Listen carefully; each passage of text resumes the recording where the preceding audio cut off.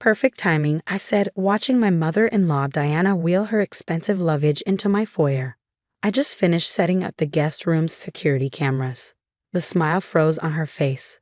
Security cameras? Don't be ridiculous, Amanda. This is family. I'm here to help fix whatever's wrong with you that's making my Michael so unhappy. I wanted to laugh at the irony. Just 3 hours ago, I discovered why Michael had been so unhappy, in the form of hundreds of messages to his coworker Jessica on a hidden phone I found while doing laundry. The text painted a vivid picture of their 6-month affair, complete with plans to leave me once he made partner at his law firm next month. The guest room's all yours, I said cheerfully, helping her with a bag.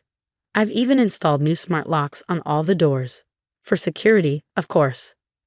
Diana's perfectly manicured hand tightened around her purse. At 58, she still dressed like she was competing with women half her age, today sporting a designer outfit that probably cost more than most people's monthly rent. She'd never approved of me, the public school teacher who trapped her precious son with marriage before he could fulfill his potential. Smart locks, Amanda, really? Michael mentioned you've been acting paranoid lately. This is exactly why I'm here. I led her upstairs, thinking about the hidden phone currently backing up its contents to my laptop. Michael had gotten sloppy, probably believing I was too trusting to ever check. After 10 years of marriage, he still thought I was the same naive 23-year-old who'd fallen for his charm. The cameras sync directly to my phone, I explained, showing her the guest room. They record audio too. Just installed them this morning after Michael left for work. Diana set her bags down, frowning. You're being ridiculous. My son would never. Never what? I interrupted pleasantly. Never cheat. Never plan to leave his wife. Never spend our 10th anniversary with his 24-year-old mistress while telling me he was at a conference. The color drained from her face. You're lying. Michael would tell me if he was unhappy enough to. My phone chimed. The backup was complete. Would you like to see the messages, Diana? They're quite detailed, especially the ones about how he plans to avoid giving me any of the assets once he makes partner. Jessica seems very interested in the house. Diana sank onto the guest bed, her composure cracking slightly. If there's been some indiscretion, I'm sure we can fix it. That's why I'm here. Michael called me last week, said you've been distant, checking his phone, asking about his late nights at work. Imagine that. I mused, sitting in the armchair across from her. Almost like I suspected something. By the way, how's the foundation doing? The children's charity you chair? The sudden topic changed through her. The foundation? It's fine. Why? Just curious. Since you handle all the finances, must be challenging keeping track of all those donations. Her eyes narrowed. What are you implying? Nothing yet. But you might want to check your text messages with Michael from last month. The ones about moving certain funds around before he leaves me. The charities board might find those interesting. Diana stood up so quickly she almost tripped on her designer heels. You're bluffing. Those messages were deleted. Were they? Want to bet your reputation on that? I pulled out my phone, holding it just out of her reach. Amazing what data recovery software can do these days. Almost as amazing as finding out my mother-in-law helped plan her son's divorce strategy. I was protecting my son, she hissed. You never deserved him, or this house, or any of our family's connections. You've been holding him back for years. I stood up, feeling strangely calm. You know what the funny thing is? I installed the cameras this morning before finding the phone. Want to know why? She took a step back, probably seeing something in my expression that finally made her nervous.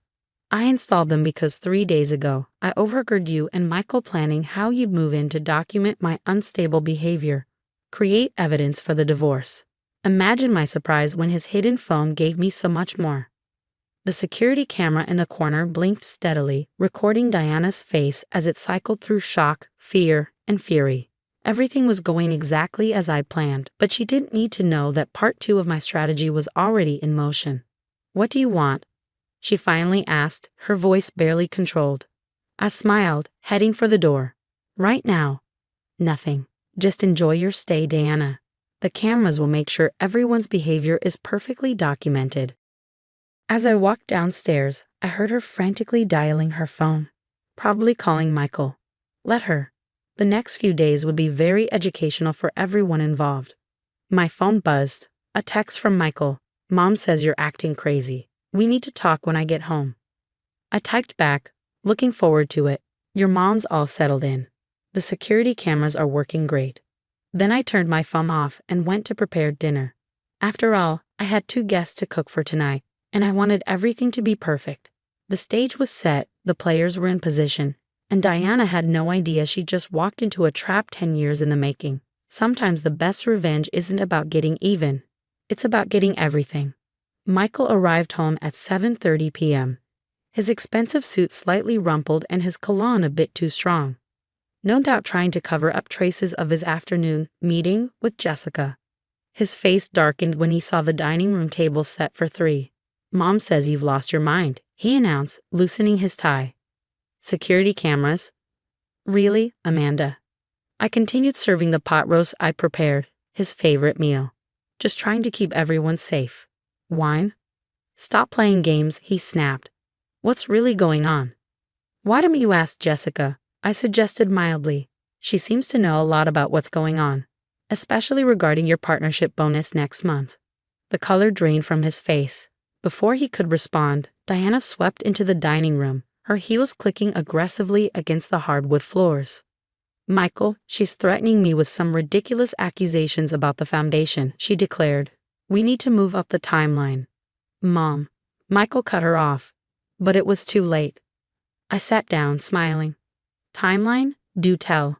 The security camera in the corner blinked steadily, catching every moment of their panicked exchange of glances. I positioned the dining room camera perfectly.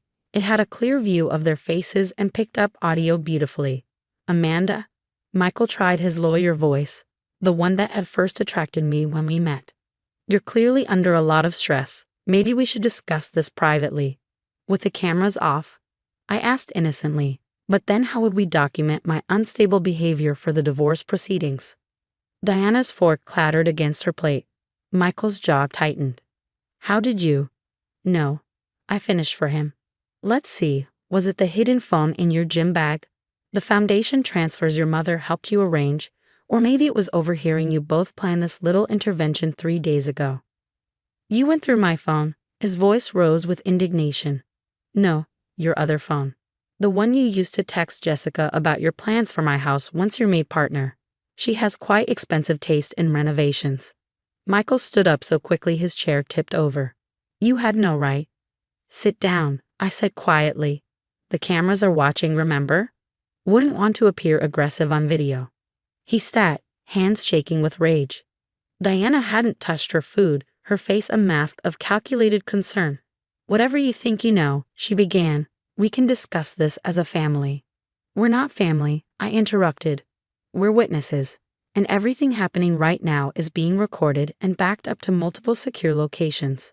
Are you threatening us? Michael demanded. I took a sip of wine. Not at all. I'm just documenting everything. Like the fact that you're wearing the same suit you wore in the photos Jessica posted from your business lunch today. The ones where you're clearly not at that office. His face went pale. What photos?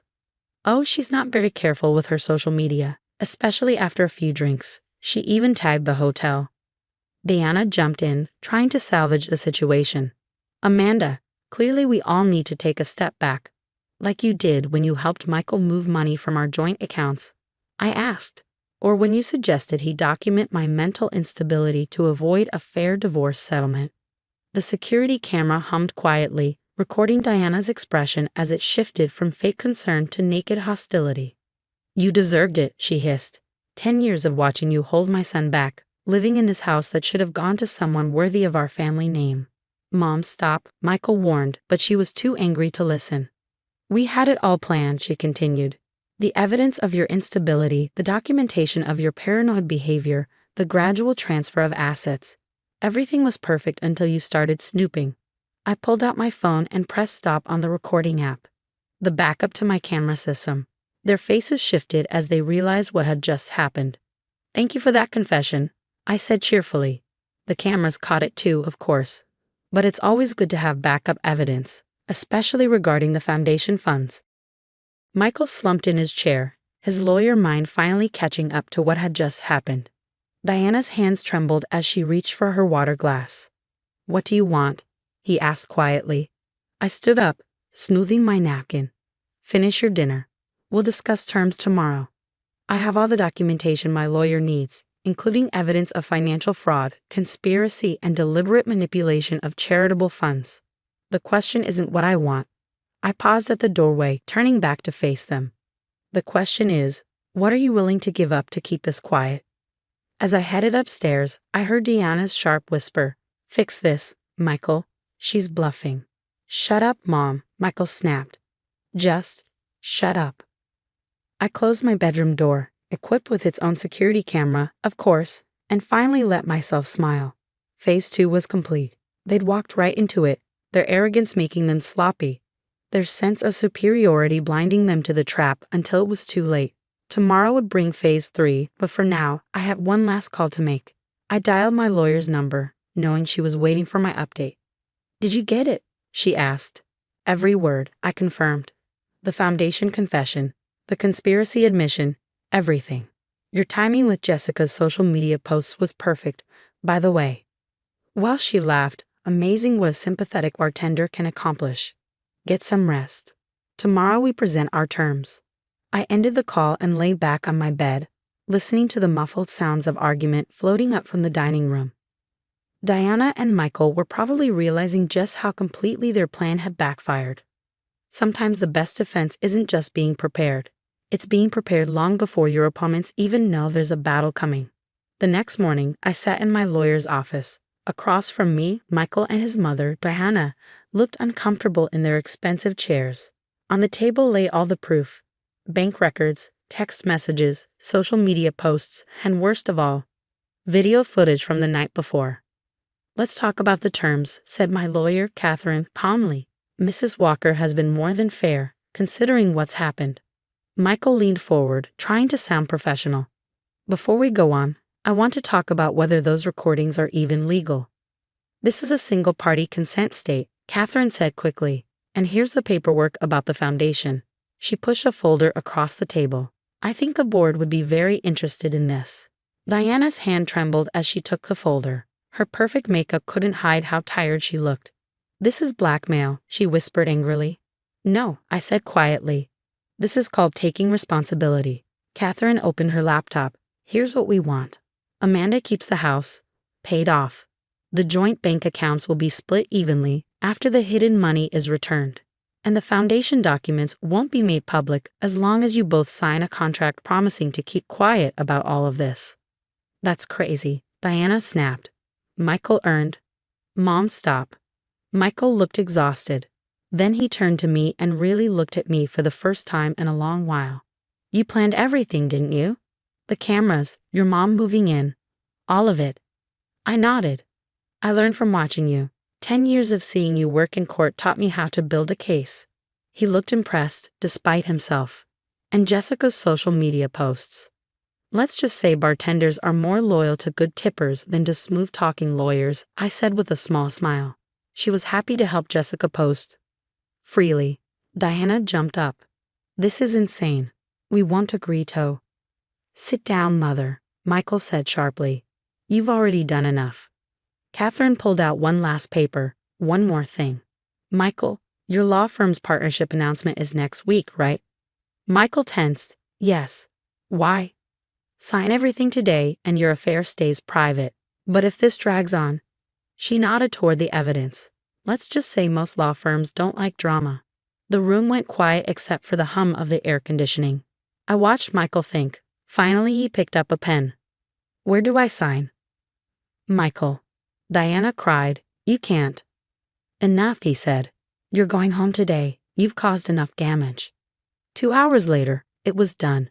We signed the papers. I didn't shake at all as I ended my 10-year marriage. As we were leaving, Michael turned to me. "You could have taken more," he said. "With this much proof, you could have ruined us." I lifted my bag onto my shoulder.